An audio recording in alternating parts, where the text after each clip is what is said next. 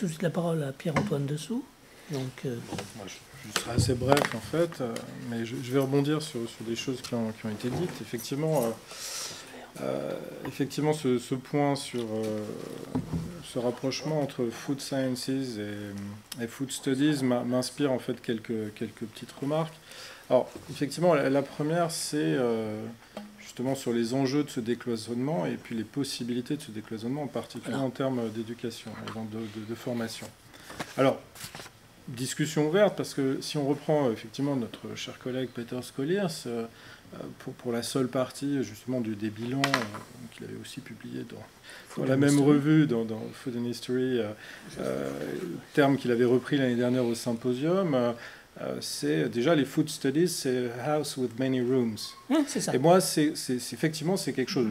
C'est une image que je trouve extrêmement parlante, qui lui permet effectivement de bien rendre compte de la construction progressive et de ce que Jean-Pierre soulignait, c'est-à-dire la légitimation progressive de ce champ qui maintenant est une vraie maison.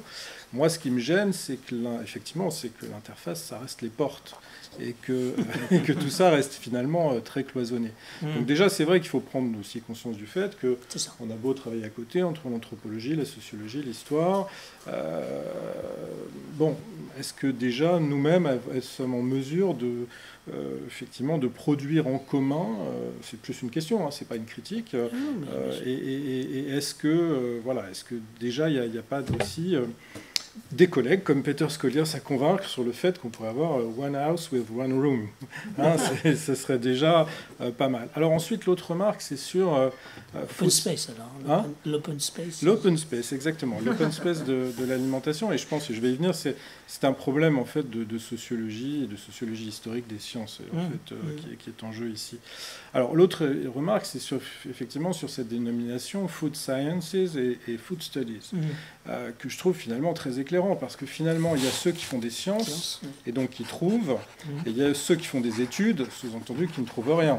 Et finalement on est un petit peu quelque part aussi coincé dans ce modèle des sciences humaines d'un côté effectivement qui agitent un peu du symbolique, qui s'intéressent effectivement à des choses finalement sur lesquelles certains qui sont de l'autre côté vont prétendre qu'on peut conclure sur tout et n'importe quoi, et son contraire d'ailleurs, et sur les sciences qui, elles, produisent effectivement l'alimentation et les structures alimentaires dans lesquelles nous sommes aujourd'hui, et la preuve, c'est d'ailleurs ce sur quoi nous vivons aujourd'hui, avec d'ailleurs toutes les limites effectivement qu'on leur connaît. Alors effectivement, comment revenir sur ce partage si justement on veut effectivement faire dialoguer ces deux dimensions? Comment susciter cet élément-là, sachant qu'effectivement, ce qu'on voit bien apparaître, je pense, dans les éléments de formation, c'est qu'effectivement, les food sciences arrivent au bout d'un épuisement d'un modèle de fonctionnement scientifique et technologique. Alors, il n'y a pas que dans l'alimentation, mais plus visiblement dans le modèle alimentaire, qu'il leur faut un surcroît, effectivement, d'âme, quelque part, et qu'on va chercher du côté des food studies, hein, et effectivement, les relations qu'on a avec ne serait-ce que les gens du marketing, finalement, il nous faut un petit saupoudrage d'histoire, de tradition, de culture, de preuves que le truc qu'on vous vend, en fait, c'est ce que vous vouliez et ça correspond. Bon, donc évidemment, c'est ça qu'il faut dépasser, même si finalement les financements sont là aussi, il ne faut pas le dénier, mais effectivement, c'est peut-être un petit peu autre chose qu'il faut proposer. Alors, l'autre chose, moi, pour ce qui m'importe le plus directement, effectivement, c'est au niveau de la formation. C'est déjà que des étudiants puissent avoir l'expérience de dépasser ces frontières.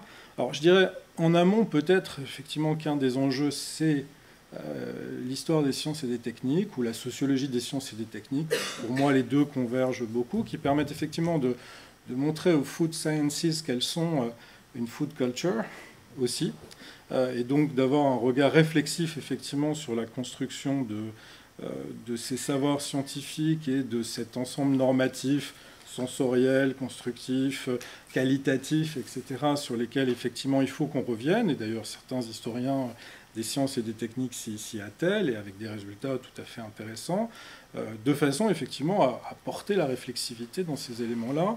Et là, je ne suis pas sûr qu'en termes d'enseignement, finalement, ce soit des choses auxquelles on réponde actuellement. Non.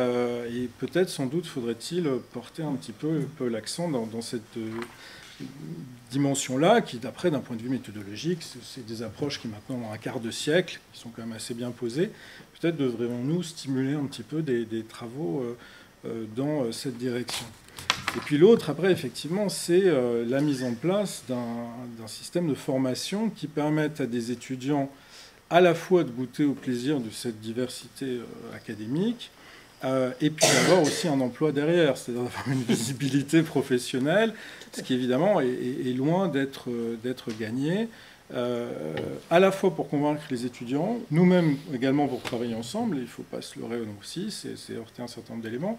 Donc là, c'est juste une piste. Je me demande dans quelle mesure, pour prendre d'autres éléments, c'est pas dans des pédagogies par projet, finalement, hein, qu'on ne peut pas être susceptible, finalement, d'être obligé, finalement, de travailler ensemble, plutôt que de se dire, nous juxtaposons nos regards. Bon, certes, c'est très intéressant de s'écouter les uns des autres, mais on a quand même tous notre tropisme, nos carrières, nos enjeux, nos éléments, c'est une réalité.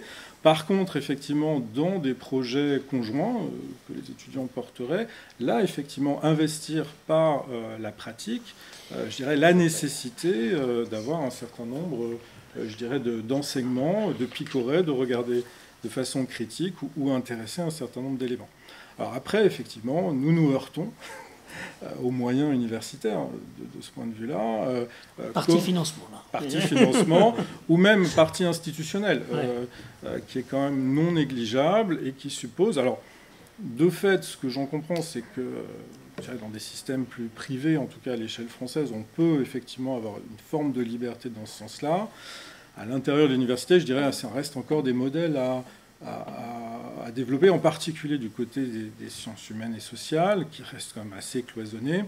Et là, peut-être faudrait-il aller voir du côté des écoles d'ingénieurs, même universitaires, sur le type d'éléments de liberté qui sont susceptibles d'aller dans ce sens-là. Mais il n'en reste pas moins qu'on est quand même confronté à cette chose-là, c'est comment avoir des étudiants qui puissent marcher sur deux jambes, c'est-à-dire sur une jambe d'études de sciences humaines et quand même avoir la culture scientifique suffisante pour être crédible avec des interlocuteurs qui sont finalement les maîtres de ce champ-là, c'est-à-dire les agronomes, les médecins dans une certaine mesure, de façon effectivement à pouvoir légitimement porter un regard critique sur leur façon d'analyser les choses, non pas uniquement pour être critique, mais pour le faire avancer. Voilà, c'est plus une question ouverte. Je pense effectivement c'est probablement quelque chose qui se pense d'abord à des niveaux de formation assez avancés. Il faut quand même des étudiants qui soient un petit peu solides pour pouvoir aborder ces choses-là. C'est un petit peu dans cette perspective-là que je verrai une réponse à la question, mais sans réponse opérationnelle pour l'instant. Merci. Très bien.